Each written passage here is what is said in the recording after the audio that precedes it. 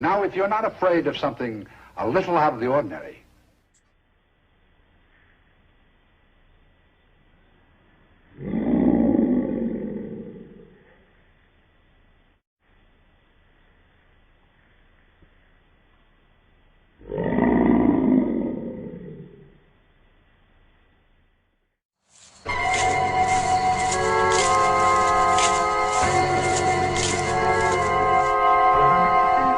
vampires, werewolves, ghouls, ghosts, mummies that come back to life after 3,000 years. The magic moments of terror.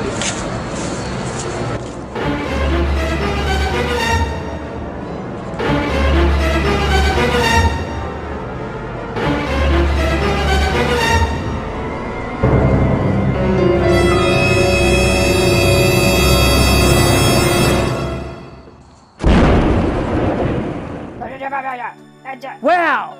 Ed Wood had a lot of movies! What we did do Plan 9 from Outer Space a few years ago. Hey, I should remaster and re-release that. That was pretty good.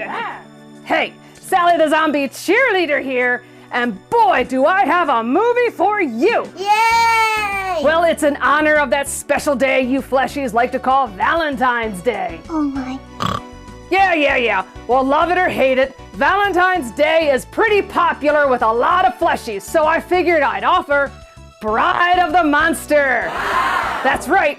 What better movie to show to salute that silly, sappy, fleshy day by showing an Ed Wood movie? Oh, brother. Hey, Ed Wood may have not been the world's greatest director, producer, actor, anything, but he did manage to create some of the best, worst movies ever made, and the cult following that has grown over the years, well, it's staggering. I mean, it's huge.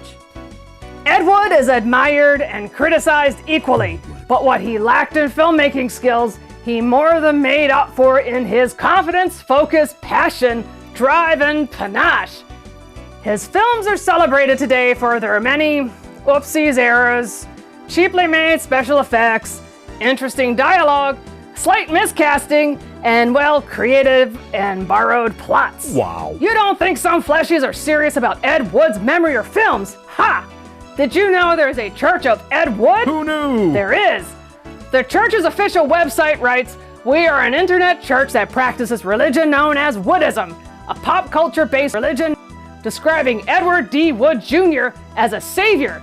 And they use Ed and his films to inject religion into those who get a little fulfillment from more mainstream religions like Christianity and all the other ones. We strive for acceptance of others and of the self. Their motivations are serious, though like Ed Wood, they find joy in what they do despite the naysayers." Well, that's, a nice salute.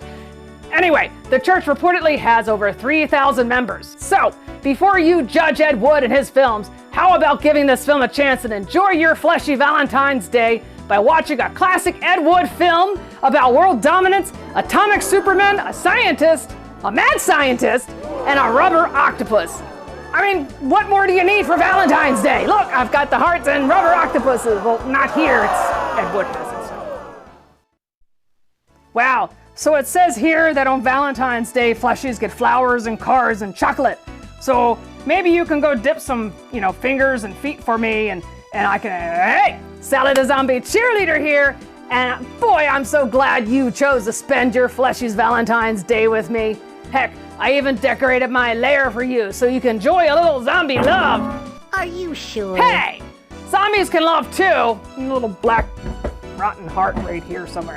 Anyway, how about a few more fun facts about Ed Wood's Bride of the Monster film? Yay! Well, The Bride of the Monster was Ed Wood Jr.'s only financially successful film upon original release. And guess what? There was a sequel to The Bride of the Monster. It's called Night of the Ghouls.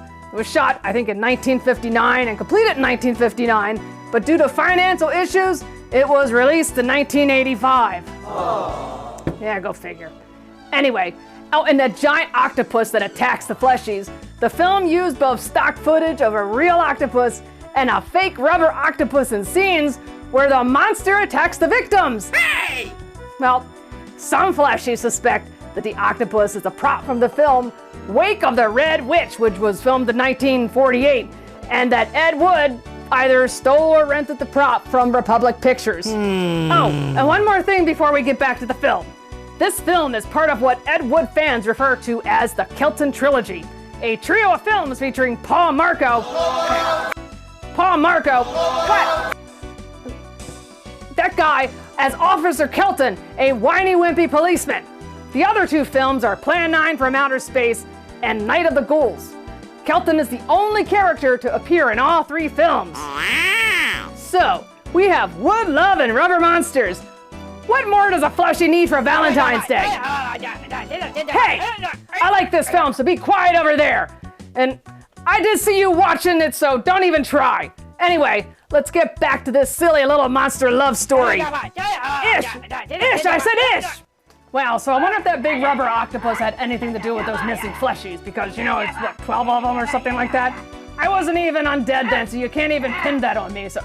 Hey, Sally the Zombie Cheerleader here, and I hope you're enjoying the film. Well, Bela Lugosi and Tor Johnson do not disappoint. Oh yeah, and for the fleshies that do not know Tor Johnson, he was a Swedish professional wrestler known as the Super Swedish Angel. Wow. Well, he has other names when he was a wrestler, but I like that one. Tor plays the mute assistant Lobo in this film.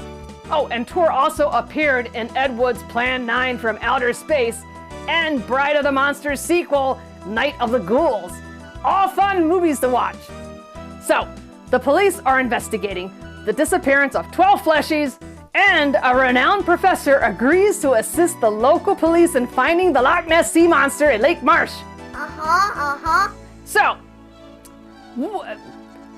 So, wouldn't that make the octopus the Lake Marsh monster? Why not? Also, how did the Loch Ness monster leave Loch Ness and travel all the way out to Lake Marsh in the middle of, I don't know where? And is it on vacation?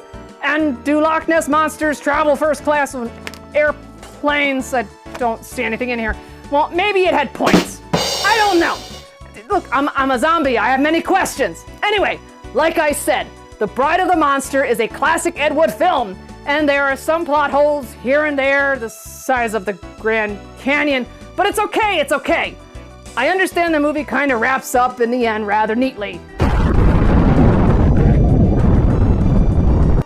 Isn't it nice that Lobo finally found a friend? I told you this was a good Valentine's Day movie. Hey, anyway, let's get back to the film. I don't know, it's the Loch Marsh Lake Monster. Lake Marsh Lake Ness Monster. My little zombie brain hurts now. Oh my. The professor was very convincing. I don't know. Oh, did you catch what country the professor and Dr. Vornoff was from? Because they never really mentioned. Hey, Sally the Zombie Cheerleader here, and I really hope you're enjoying this film. I was just wondering what country the professor and Eric Vornoff, Bela Lugosi, is from. I don't think they mentioned the country of origin. Anyway, hey, did you know this was Bela Lugosi's last speaking part in a film? It was. In fact, Ed Wood thought that Bela's memory might not be so good for the Lugosi famous atomic Superman speech. Well, Ed Wood had the prop guy, Marco, stop it! Marco make cue cards, so, well, Lugosi got upset and he insisted that he didn't need cue cards and Lugosi would memorize the speech. Well, Ed Wood insisted on the cue cards, telling Lugosi, we have to be safe. Well, Lugosi went to Marco and, stop it, really? Lugosi went to Marco and Marco, stop that! And Marco promised not to show the cue cards during the scene. Well, Marco, hey! Marco held the cards at his side the whole time, and Lugosi never looked over, not even once. After Lugosi's performance, the whole crew got up and applauded. Hey, way to go, Lugosi! Still got it for an older actor. Wow. Anyway, Lugosi also earned $1,000 for his part in this film. And despite the film's poor reputation, Bela Lugosi fans tend to like this film. It actually cast him in a substantial role, offers memorable Lugosi lines, and Lugosi gives a surprisingly energetic performance for his age. And hey, mad scientist. Oh yeah, and did you spot that weird hand thing? Well, fans of Bela will know the hypnotizing hand clasp that Bela performs is either a nod to White Zombie, a 1932 film that starred Bela Lugosi as the zombie master murder legendre. I think that's how you pronounce it, sorry about that. In White Zombie, you see the same hand motions. Or the hand motions were just one more way Ed Wood was up to his old let's borrow that good idea thing. Oh. Either way, it's a fun homage to White Zombie. Oh, and speaking of borrowing from another film, well, of course Ed Wood would never borrow footage from other films. Are you sure? Anyway, he did borrow and recreate a scene from another Lugosi film, The Corpse Vanishes. This 1942 film starred Bela as Dr. Lorenz, a mad scientist who injects his aging wife with fluids from virgin brides in order to preserve his wife's beauty. Why don't you just make her a zombie? Anyway, mad scientist and Bela. Are you sensing a theme? And yes, Bela did milk that mad doctor character for all it was worth. And why not? Bela was a fantastic mad scientist. Oh, and here are both scenes together so you know what I'm talking about and try to watch The Corpse Vanishes. It's a classic Bela film.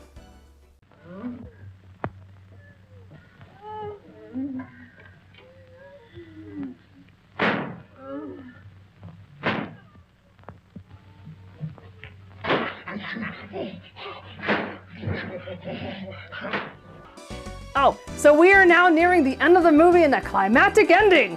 But before I say too much, let's get back to the bride of the monster. Here are the fleshy female victims always dressed in white. I mean, it looks like they're either going to get married or they're going to a ball. I mean, hey, Sally the Zombie Cheerleader here. So, 'twas Beast that rescued the damsel, and then the Beast fried his master, making him an atomic Superman and fabulous Frankenstein pumps. Watch the movie closely for that one, guys. And as for the dungeon-like walls, well, because all labs look like dungeons, you know.